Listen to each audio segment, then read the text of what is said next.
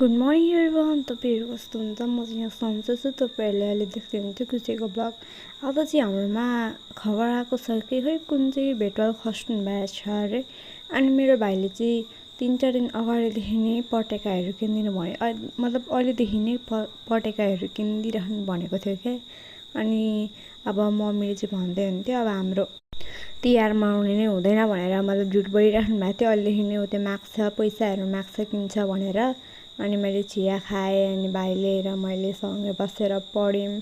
अनि भाइले चाहिँ अब मैले राखेको रहेछ क्या कपीमा। अनि म कि भाइ तेरो खै के कुन होमवर्क छ भनेर दे त तेरो कपी भनेको, पुरा दिएकै थिएन, लुकाइरहेको थिएँ। के चिरो छ भनेर हेरेको, मैले चोरेको रहेछ मन्दिरबाट। अनि मैले पनि एउटा मैले राखेँ। अनि यहाँ आज हाम्रोमा चाहिँ यहाँ घरको आमाले कुबिन्डो दिनुभएको थियो। यहाँ यसलाई चाहिँ कुबिन्डै भनिन्छ।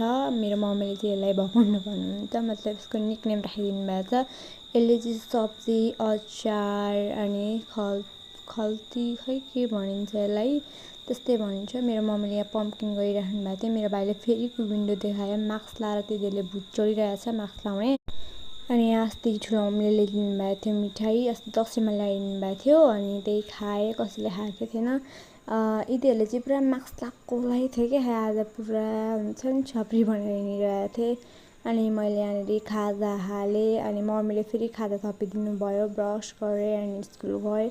अनि घर आएर हेरेको त यहाँ युद्ध महाभारत चलिरहेको थियो मम्मी र भाइको। अनि यहाँनिर मम्मीले पास्ता बनाइदिनु भयो रहेछ, टमेटो पिकल पनि थियो। अहिले चाहिँ धेरै छिट्टी भयो क्या। पहिला चाहिँ 350मा हुन्थ्यो, तर अहिले हाम्रो प्रोग्राम भएर छिट्टै नै आयौँ हामी घर। खाजा खाइसकेको थिएँ।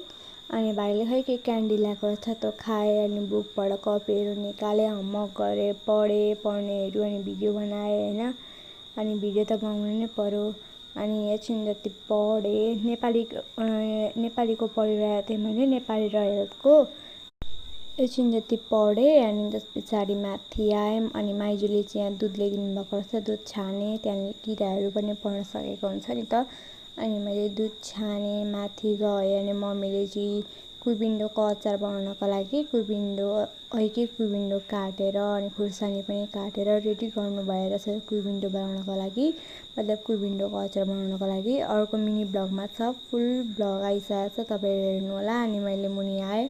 अनि मेरो बुकहरू थन्काएँ। मेरो साथी आइसकेको थियो। अब माइन्ड फ्रेस पार्नु त जानु नै पर्यो यस्तो होइन, दिनभरिको स्कुल काम भनौँ के भनौँ। अनि गएँ आएँ, बत्ती बालेँ, फ्यान खोलेँ, अनि पानी खाएँ। यति भन्दै म आफ्नो ब्लग यहाँ अन्त गर्छु। By by.